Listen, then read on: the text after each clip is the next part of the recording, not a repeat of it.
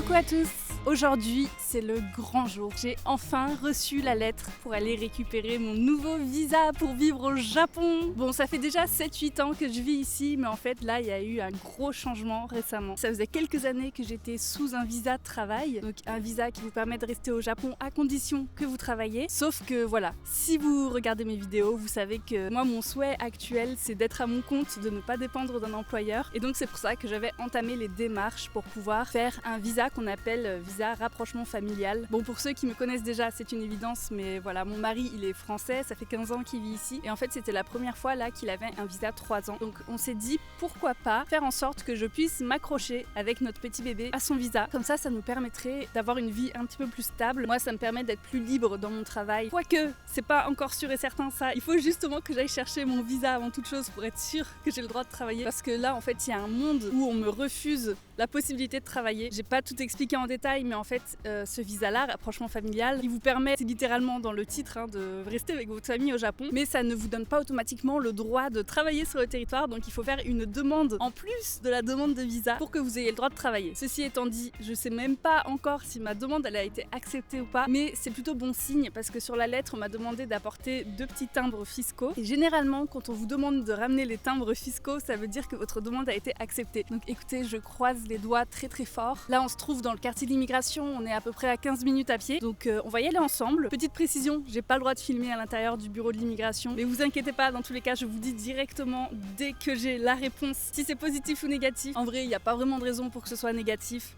Enfin, j'espère. Bon, quoi qu'il en soit, on va bouger parce que là, je crois que je suis un petit peu en contre-jour. Et avant qu'on rentre dans le vif du sujet, laissez-moi vous parler du sponsor du jour, CyberGhost VPN. CyberGhost VPN, c'est l'un des meilleurs VPN du marché avec plus de 38 millions d'utilisateurs dans le monde et une note presque parfaite sur Trustpilot qui comptabilise plus de 20 000 avis. Donc croyez-moi, c'est du sérieux. CyberGhost, c'est ultra simple à utiliser et super pratique au quotidien. Le principe, c'est que vous pouvez changer virtuellement de localisation. Donc même si vous êtes en France, vous pouvez vous connecter aux États-Unis ou au Japon, et ça vous permet de débloquer du contenu sur plus de 40 plateformes de streaming, donc que ce soit Netflix, Disney+, Amazon Prime et j'en passe. Vraiment, c'est trop bien, mais CyberGhost, ce n'est pas que pour le divertissement, c'est aussi pour la sécurité. Quand on fait nos petites recherches sur internet, on a souvent tendance à croire que le mode incognito suffit, alors que non, pas du tout. Que ce soit votre fournisseur d'accès à internet, votre entreprise, votre école, votre Wi-Fi domestique, tout le monde peut voir ce que vous faites en ligne assez facilement. Ce qui est cool quand vous êtes connecté à CyberGhost, c'est que tout votre trafic est chiffré et redirigé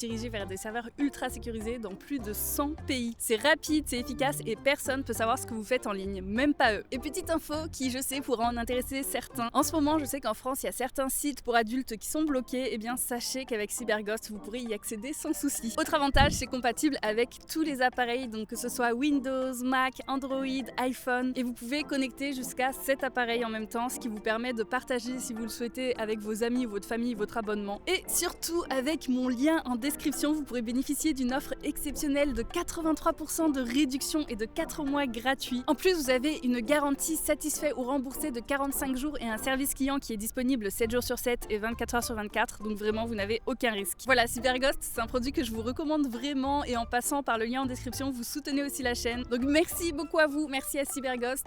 Et nous, on retourne à la vidéo. Je voulais vous expliquer 2-3 trucs. Déjà, c'est exceptionnel parce que j'ai attendu que quelques semaines avant de recevoir la petite lettre qui me convoque à l'immigration pour aller chercher ou non mon futur visa. En fait, en ce moment, il y a tellement de retard que ça prend entre 3 et 6 mois apparemment. Enfin, c'est ce que moi, on m'avait dit quand j'avais annoncé que je changeais de visa, que j'avais déposé ma nouvelle demande et tout. Et donc, j'étais trop surprise de voir que ça a pris 3 semaines. Donc voilà, franchement, déjà, ça, c'est top. J'ai eu beaucoup de chance, je pense, parce que j'ai des amis qui ont demandé, par exemple, le visa Business Manager. Bon, c'est très particulier. Et surtout, ils le demandent depuis la France. Donc, ça prend encore plus de temps au niveau des démarches et tout, c'est normal. Mais eux, ils ont attendu genre 1 an, voire 1 an et demi, je crois, parfois. Donc voilà, juste pour vous dire que je suis super contente d'avoir reçu la réponse rapidement, même si je sais pas encore si c'est négatif ou positif. Quoi qu'il en soit, le soleil est en train de m'aveugler. Je sais pas si vous avez vu le Shinkansen passer derrière ou pas. On va manger un petit truc sur la route et après, je vais enfin chercher mon visa.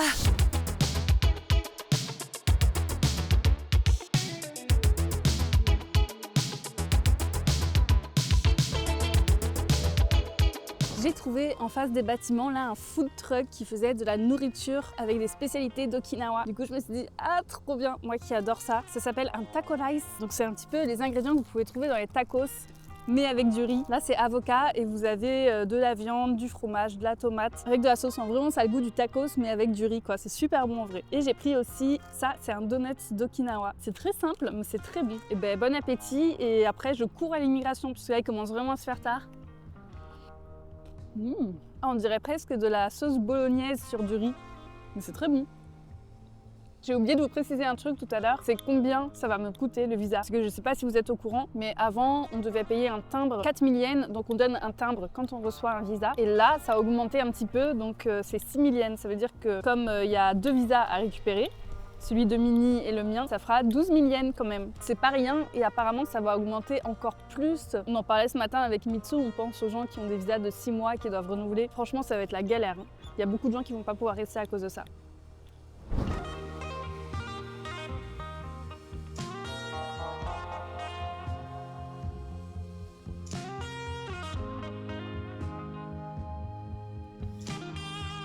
Bon, ça y est, je sors de l'immigration. J'ai attendu 1 heure là-bas, j'ai donné tous les papiers, tout ce qu'il fallait et tout. Et oui, ça y est, j'ai mon visa. Oui!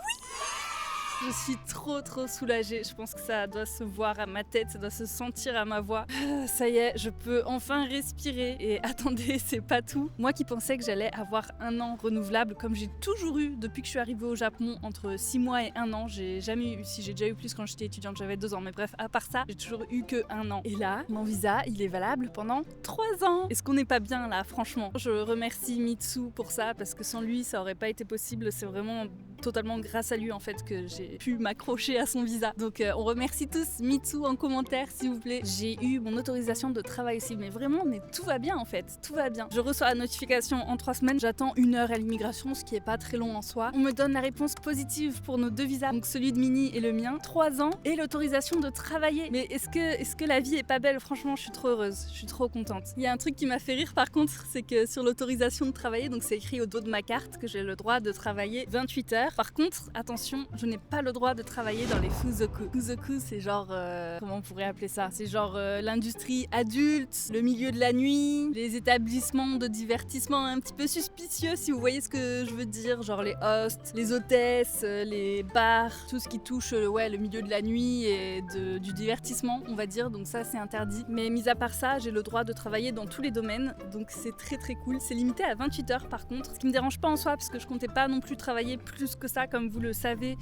Avec ma chaîne YouTube, je suis déjà bien prise, donc voilà, si je peux faire un petit baito à côté, c'est vraiment génial. C'est incroyable parce que vous savez, mon visa que j'avais juste avant, du coup, mon visa travail, il se terminait en novembre. Et ça, c'est un truc quand on vit au Japon, quand on vit à l'étranger, auquel on pense toujours. C'est toujours dans un coin de notre tête, et surtout quand on doit le renouveler tous les ans. Et là, de me dire que j'ai cette tranquillité d'esprit pendant au moins 2 ans et demi, bah ça change tout en fait. J'arrive à me projeter un petit peu plus dans l'avenir, j'arrive à avoir des projets un petit peu plus sur le long terme et ça fait du bien, franchement, je vais pas vous mentir. Bon, ceci étant dit, là je me trouve dans le quartier de Shinagawa. C'est un quartier que d'habitude je n'apprécie pas trop parce que j'ai vu que les alentours de l'immigration, mais là je suis partie un petit peu plus loin que d'habitude à pied. Je me suis aventurée et en fait je suis pas déçue. Là où je me trouve actuellement, ça s'appelle comment déjà? Bond Street. C'est un endroit qui est très artistique. Il y a un musée d'art qui s'appelle Watt Museum. Il y a le café Watt aussi. Ben là je suis sur l'étape du café Watt. J'ai pas consommé encore mais je pense que je vais aller à l'intérieur. Il y a même une galerie à l'intérieur. Le musée malheureusement il est fermé aujourd'hui donc je vais pas pouvoir y aller. Je voulais trop vous montrer des trucs et tout mais bon c'est pas grave. Mais même là on est au bord de la rive. Il y a des bateaux. Je sais pas exactement ce que c'est à l'intérieur. Je sais pas si c'est un restaurant. On va regarder sur Maps. Ça s'appelle Petals Tokyo.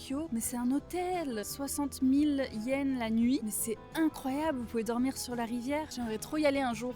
Passer une nuit ici, c'est trop bien. C'est genre une petite maison qu'il y a sur l'eau dans Tokyo, c'est pas trop bien franchement. Je m'attendais pas à ça, je m'attendais à ce que ce soit genre des restaurants ou quoi, mais non. Des hôtels, ok, c'est intéressant. J'aurais trop aimé rester plus longtemps dans le quartier justement pour découvrir un petit peu plus. Là, en tout cas, ça remonte un petit peu dans mon estime. Shinagawa, je crois pas que ce soit le genre de quartier qu'on vienne visiter. Quand on arrive à Tokyo, qu'on est touriste, on va plus à Shibuya, Shinjuku et tout. Mais je pense qu'il y a des petits coins ici qui peuvent être... C'est bizarre de dire petits coins. Il y a des endroits qui peuvent être intéressants à voir quand même, surtout si vous aimez l'art. Si vous aimez la photographie, je vous encourage vraiment à venir ici pour le coup parce qu'il y a plein de spots qui sont incroyables. Il y a vraiment des scènes de vie ici qui sont belles et Enfin, plus que belle, je dirais photogénique. Voilà, c'est un quartier que je trouve très photogénique. Et voilà, je me rends compte qu'il y a plein d'endroits ici que je connais pas du tout, mais qui valent le détour à mon avis. J'ai mes affaires qui s'envolent. Qui valent le détour à mon avis. On va partir. Il y a beaucoup trop de vent à Tokyo en ce moment. Ça va pas du tout. C'est difficile quand on vlog et qu'il y a des conditions météo comme ça. Encore, ça va, il pleut pas. Mais quand il y a beaucoup de vent comme ça, c'est galère aussi pour les micros. On va aller dans le café. On va faire un petit tour, voir à quoi ça ressemble.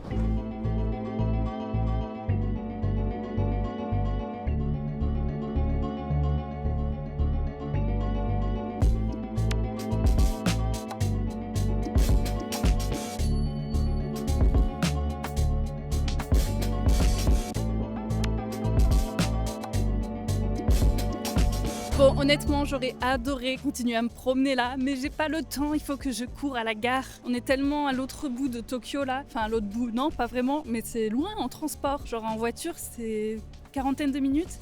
Et en transport, c'est genre 1h30. C'est trop loin, c'est chiant. Mais bon, écoutez, c'est comme ça. Hein. Motivation de plus pour passer le permis. Je me trouve devant le Watt Museum et regardez l'exposition qui est en ce moment depuis avant-hier. Ça a l'air incroyable. C'est une exposition qui est faite par Nike. Je suis un petit peu dégoûtée que ce soit fermé là. Ah, il y a ça aussi. Et ça a l'air trop bien. Genre, je sais pas, on voit des squelettes. Je dois dire que l'affiche, en tout cas, elle me donne très envie d'aller voir. Ça m'intrigue beaucoup. Donc, je pense que j'irai y faire un tour un jour. Certainement avec Mitsu, en voiture.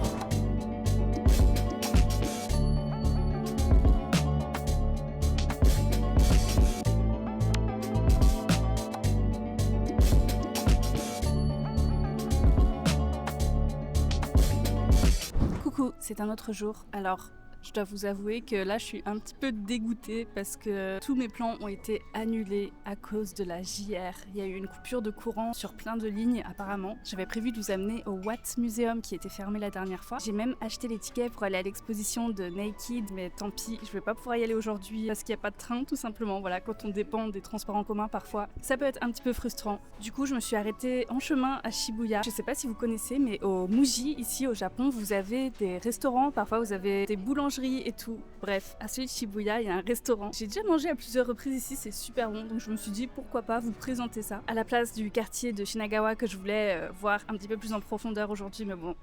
Tant pis, écoutez, on ira pour une autre vidéo, c'est pas très grave. J'ai pris le plus gros menu qui existe et j'ai payé 2620 yens, donc ça inclut 4 petits plats avec une boisson, un dessert. Il y a aussi une soupe miso, c'est très complet. C'est le petit bon plan que je vous partage si jamais un jour vous visitez Shibuya.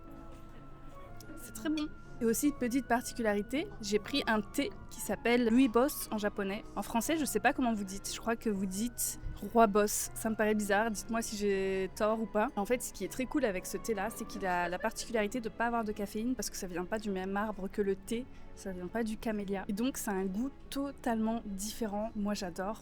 Il n'y a pas besoin de mettre de sucre dedans. Si vous avez tendance à boire trop de café ou que c'est le soir et que vous avez envie de bien dormir, et ben ça, c'est vraiment génial. Moi, j'en bois très souvent. On en trouve même en bouteille dans les combini. Genre vraiment, c'est une boisson qui est très commune en fait. Dites-moi si vous connaissez ou pas. Moi, je vais finir mon plat et après, je vais faire mon call avec Tenga. Bon, bah écoutez, on est de retour à la maison. Je suis un petit peu dégoûtée de pas avoir pu vous amener là-bas. Mais c'est pas grave, ce n'est que partie remise. Le ticket est valable jusqu'en mars, donc voilà. On aura largement le temps d'y aller. En tout cas, je suis contente d'être sortie après qu'il y ait eu l'incident de train là, parce qu'apparemment c'est un truc de fou. Il s'est vraiment passé un gros truc. Il y a des milliers de personnes qui étaient coincées et tout. Enfin, ce matin, vendredi 16 janvier 2026, il y a eu un gros incident sur JR East à Tokyo, une panne d'alimentation, donc une panne d'électricité liée à un problème d'équipement électrique sur le secteur Shimbashi Shinagawa Tamati, exactement l'endroit où je voulais aller. Donc honnêtement, je vais pas me plaindre, je suis très contente d'être ici au chaud à la maison et de pas m'être retrouvée coincée là-bas. Il y a eu des problèmes sur la Yamanote aussi et il y a eu un départ de feu vers Tamati avec une évacuation de passagers d'un train immobilisé. Ils ont dû descendre sur les voies. Il y a eu des malaises signalés chez certains passagers pendant le chaos et c'est un truc de fou. C'était la petite news en direct du Japon. Tout est revenu à la normale, donc pas d'inquiétude. La vidéo sera certainement plus courte que ce que je voulais faire à la base. Début d'année, de toute façon, généralement, c'est quand même assez calme. Mais sachez qu'à la fin du mois, on vous prépare un petit truc avec Mitsu parce qu'on va partir en voyage, en road trip dans le Japon, dans une région où moi, je ne suis jamais allée encore parce qu'on va aller dans la préfecture de Shiga. Et bien évidemment, on va y aller en voiture On va pas prendre le Shinkansen pour y aller. J'ai très hâte de vous montrer à quoi ressemble la région parce que ça a l'air vraiment très beau. C'est pas très loin de Kyoto et surtout il y a le lac Biwa là-bas. C'est un lac qui est très connu. On va là-bas pourquoi? Parce qu'on va rejoindre une copine qui s'appelle Julie qui fait le tour du Japon en ce moment. Elle est en PVT pendant 1 an. Elle va faire vraiment le tour du Japon quoi. Et il y aura aussi Andrea qui sera de la partie. Je vais en profiter aussi pour tourner une vidéo pour ma nouvelle chaîne Yami Fanny parce que on a trouvé avec Julie un endroit exceptionnel, enfin c'est elle qui l'a trouvé. C'est un village abandonné et je me suis dit franchement l'ambiance elle se prête trop bien à l'ambiance que j'ai envie de donner à cette chaîne là justement. Donc ce sera le décor parfait pour vous raconter des histoires un peu dark sur le Japon. Voilà, le programme pour les prochaines semaines va être vraiment cool. J'espère que la vidéo vous aura plu, même s'il y a eu un petit peu des imprévus. Si jamais vous avez des questions d'ailleurs sur le visa, n'hésitez pas à me les poser en commentaire, j'essaierai de vous y répondre dans la mesure du possible. Comme d'habitude, n'hésitez pas à liker la vidéo, à mettre un boost. Je remercie également CyberGhost VPN de sponsoriser la chaîne. N'oubliez pas qu'il y a le lien en description si jamais l'offre vous intéresse. Et puis moi, je vous dis à la semaine prochaine. Bye bye.